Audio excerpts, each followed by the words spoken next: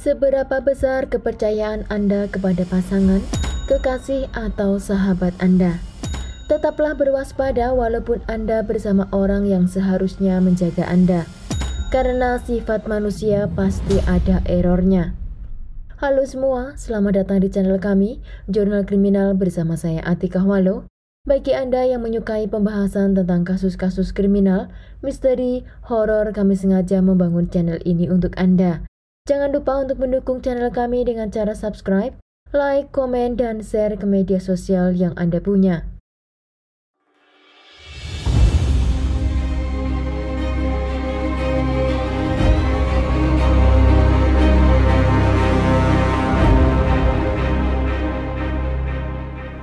Kasus kali ini adalah kisah seorang wanita yang menyaksikan kekasih hatinya menggali kubur untuknya sebelum kekasihnya itu mengakhiri hidupnya.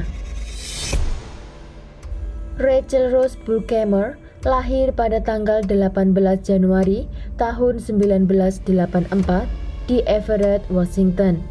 Dia tinggal bersama kedua orang tuanya yaitu Bill dan Denise dan saudara perempuannya yang bernama Megan. Rachel adalah tipe orang yang sangat menyayangi keluarganya. Dia adalah orang yang ramah, selalu tersenyum kepada orang lain, dan dia sangat menyukai binatang peliharaannya. Dan dia juga sangat dekat dengan saudara perempuannya. Di saat dia berada di bangku sekolah, dia memiliki beberapa sahabat dekat, di mana mereka selalu menghabiskan waktu bersama setiap harinya. Tetapi beberapa temannya itu tiba-tiba meninggal dengan tragis, di mana satu temannya mengakhiri hidupnya sendiri, yang satunya meninggal karena tenggelam, dan satunya meninggal karena eksiden tembakan. Dan teman yang membuat Rachel sangat kehilangan, dia bernama Corey Haynes. Dia adalah teman paling dekat di antara mereka, yang dimana dia meninggal karena eksiden kecelakaan mobil. Corey bagi Rachel seperti saudara laki-laki. Tetapi beberapa teman lainnya dan juga ayah Rachel mengatakan bahwa Corey dan Rachel seperti soulmate. Dan setelah kepergian teman-temannya itu, Rachel berubah menjadi pendiam dan menyendiri. Dan juga kejadian itu mempengaruhi sekolahnya, di mana dia tidak lagi fokus akan masa depannya dan juga pelajaran di sekolah. Dan untuk mencari pelarian kesedihannya, dia merubah dirinya menjadi orang yang tidak pernah dibayangkan oleh keluarganya, di mana Rachel memilih melakukan banyak pesta di luar rumah. Keluarganya semakin mengkhawatirkan Rachel ketika dia mengenal sebuah geng yang sering dikenal dengan sebutan Northwest Mafia. Karena Rachel memutuskan untuk meninggalkan sekolahnya dan dia lebih memilih jalan dengan geng itu. Geng Northwest Mafia ini diketahui adalah grup anak muda yang sering melakukan kejahatan-kejahatan kecil. Bahkan mereka sering juga keluar masuk penjara. Orang tua Rachel tahu jika anaknya masuk ke grup tersebut, tetapi mereka tidak tahu seberapa dalam posisi Rachel di geng itu. Hingga suatu hari ayahnya menerima surat tagihan telepon sebesar $600 untuk panggilan telepon. Dan itu dilakukan Rachel untuk menelpon seseorang di dalam penjara correctional facility di Shelton. Ayahnya baru mengetahui bahwa laki-laki yang dipenjara itu adalah John Anderson. John Anderson adalah salah satu member dari geng itu dan dialah yang paling sering keluar masuk penjara karena kejahatan-kejahatan yang dia lakukan. Setelah John keluar dari penjara, Rachel dan dia menjalin hubungan seperti layaknya sepasang kekasih yang lagi di atas awan. John sangat obses dengan Rachel dan dia tipe cowok yang sangat pecemburu. Hingga jika Rachel datang menemuinya, John akan mencium baju juga rambut Rachel untuk memastikan bahwa dia tidak tersentuh laki-laki lain. Keluarga Rachel sering melihat tanda luka-luka lebam di tubuh Rachel dan mereka mengkhawatirkan jika itu adalah siksaan dari John. Tetapi Rachel mengatakan kepada orang tuanya bahwa semua baik-baik saja, tetapi tidak dengan saudara perempuannya. Rachel curhat pada kakaknya betapa toksik hubungannya dengan John. Dan Rachel mengatakan bahwa dia akan memutuskan John untuk menenangkan hati keluarganya. Tetapi Megan mengatakan bahwa John adalah tipe orang yang tidak akan tinggal diam ketika Rachel meminta putus dengannya. Meghan selalu menyupport Rachel untuk menjauh dari geng itu, terutama dengan John, demi kebaikan dan keselamatannya. Setelah Rachel putus dengan John, dia memiliki kehidupan yang normal kembali. Dia lebih bahagia dan lebih tenang. Kemudian dia mengenal seorang pria yang bernama Maurice Rives yang berumur 18 tahun. Tetapi Maurice ini juga member dari geng Northwest Mafia juga. Hubungan mereka tidak bisa dikatakan sebagai pasangan yang terbaik, tetapi bisa dikategorikan sebagai sahabat dekat. Maurice memiliki kehidupan di masa kecil yang tidak mudah, di mana dia dibesarkan oleh kakek dan neneknya atau di tempat penitipan anak. Rachel sangat berharap Maurice dan dirinya bisa keluar dari geng itu dan memiliki kehidupan yang lebih baik. Kemudian Maurice setuju dengan permintaan Rachel dan akhirnya mereka kembali bersekolah untuk mengambil diploma mereka dan menjadi orang yang lebih baik. Tetapi di samping kehidupan baru Rachel yang akan menjanjikan kehidupan dan masa depan yang lebih baik, John, mantan pacarnya, mengetahui jika Rachel sedang berjalan dengan temannya Maurice.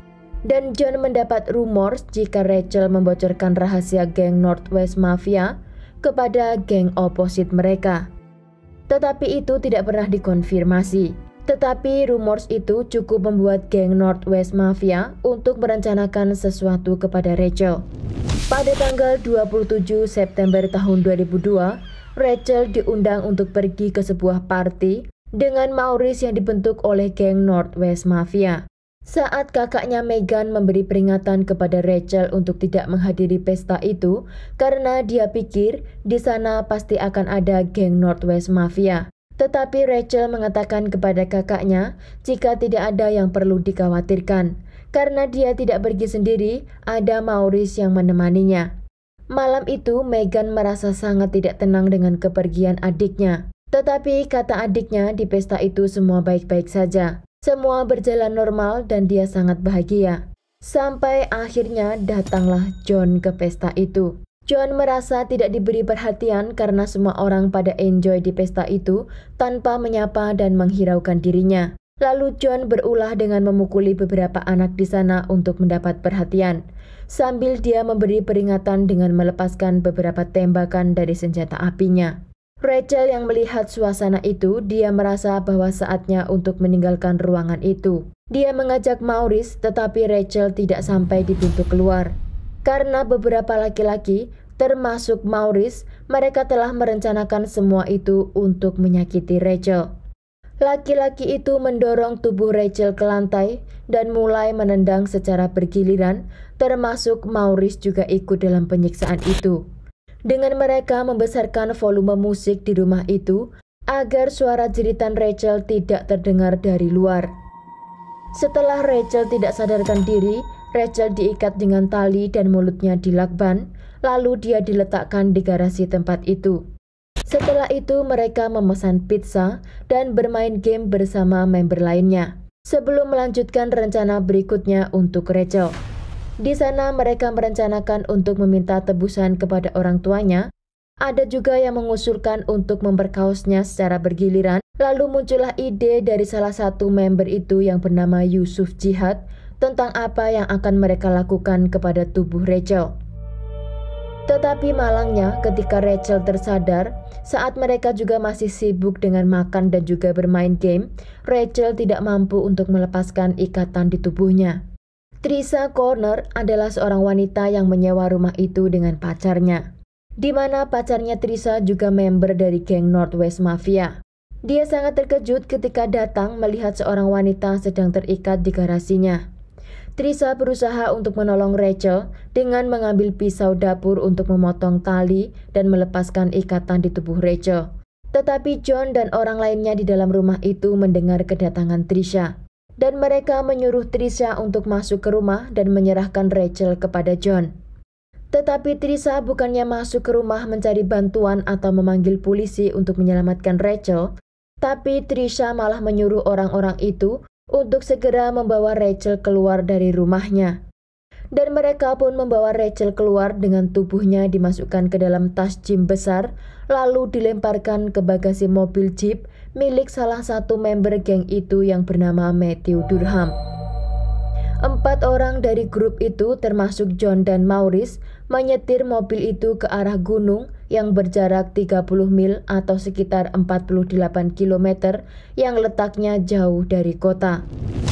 Setibanya di gunung itu, mereka mengambil tubuh Rachel dari bagasi mobil dan mengatakan kepada Maurice untuk menjaganya, karena mereka akan membeli peralatan untuk menggali lubang. Ketika mereka meninggalkan Rachel hanya berdua dengan Maurice, ini yang lebih menyayat lagi. Ketika dalam ruang interogasi, Maurice menceritakan momen di mana Rachel berkata kepadanya bahwa dirinya sudah siap untuk meninggalkan dunia ini, karena dia tahu dia tidak akan mungkin untuk selamat. Tetapi Rachel memohon satu permintaan kepada Maurice, jika mereka ingin mengakhiri hidupnya, janganlah dia ditenggelamkan. Cowardnya Maurice, walaupun semua orang sudah pergi dan dia memiliki kesempatan untuk melepaskan Rachel, tetapi dia tidak punya niatan untuk menyelamatkannya. Ketika mereka datang dengan membawa scoop dan mereka mulai melakukan penggalian, Maurice disuruh untuk melucuti baju dan perhiasan Rachel. Tetapi Rachel menolak dan memilih melucuti bajunya sendiri. Saat itu Rachel memohon agar tidak mengambil cincin kenangan dari temannya yang sudah meninggal. Tetapi Maurice melepaskan semua perhiasan itu sesuai dengan permintaan John. Setelah lubang yang mereka gali cukup dalam, mereka mengatakan kepada Rachel untuk masuk ke dalam lubang itu. Rachel sambil berdoa, dia berjalan langkah demi langkah menuju liang lahatnya. Rachel melihat pada wajah Maurice sambil meneteskan air matanya. Lalu John memerintahkan Rachel untuk menunduk dan Rachel bersujud sambil berdoa. Dan saat itulah John melepaskan tembakan kepada tubuh Rachel sampai pelurunya habis. Keluarganya yang mengkhawatirkan keadaan Rachel karena sejak dia keluar rumah untuk berpesta itu belum juga pulang. Keluarganya lalu melaporkan kehilangan Rachel kepada polisi. Dengan beberapa tim mereka melakukan pencarian terhadap Rachel. Poster fotonya juga tersebar sampai ke bandara. 10 hari kemudian barulah tubuh Rachel ditemukan. Polisi tahu jika geng itu terlibat dalam kasus pembunuhan Rachel, tetapi polisi belum mendapatkan informasi yang lengkap.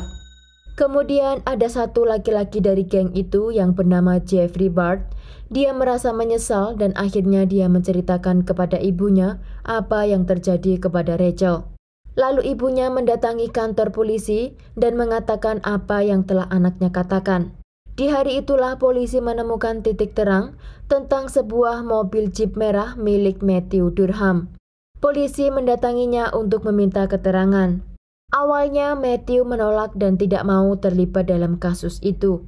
Tetapi kemudian dia menunjukkan di mana keberadaan Rachel. Awalnya dia menuju ke sebuah kolam dan di sana polisi menemukan baju, perhiasan juga scoop di dasar kolam itu. Setelah penemuan benda-benda milik Rachel dan juga alat bukti, Matthew membawa polisi ke sebuah gunung dan di sana dia menemukan kuburan Rachel.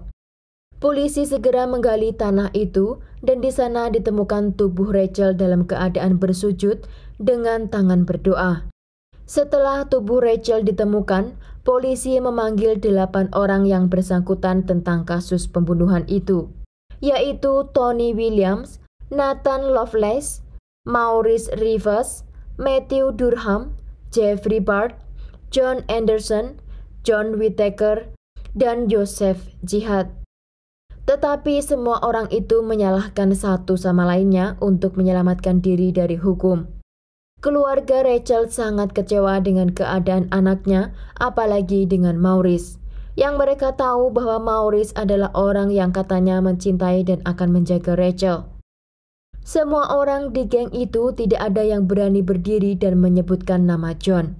Bahkan di beberapa kesempatan sebenarnya mereka ini bisa menyelamatkan Rachel, tetapi mereka tidak punya nyali untuk menghadapi John. Pada akhirnya polisi menyimpulkan untuk menangkap 8 orang atas kasus pembunuhan Rachel, termasuk John dan Maurice. Dan inilah hukuman kepada keempat pelaku. Sedang John yang menembak Rachel dihukum seumur hidup tanpa kemungkinan pembebasan bersyarat. Sedang John Whittaker dihukum seumur hidup karena dia mengambil peran sebagai penggali lubang itu. Dan Yosef Jihad dijatuhi hukuman selama 37 tahun penjara karena dia telah mencetuskan ide tersebut. John saat di persidangan terlihat sedikit menyesali atas apa yang telah ia perbuat. Tetapi sebelum dia tertangkap, John sambil tertawa berkata kepada salah seorang temannya, "Kamu harus lihat bagaimana kepala Rachel pecah." Bahkan menurut Meghan, saudara Rachel, di dalam persidangan itu John tersenyum dan mengedipkan mata kepadanya. Sekian kasus hari ini, jangan lupa tinggalkan like dan komen. Jika Anda tidak keberatan, klik tombol subscribe untuk mendukung channel kami. Terima kasih saya ucapkan kepada Anda para subscribers. Sekian, sampai jumpa di kasus berikutnya.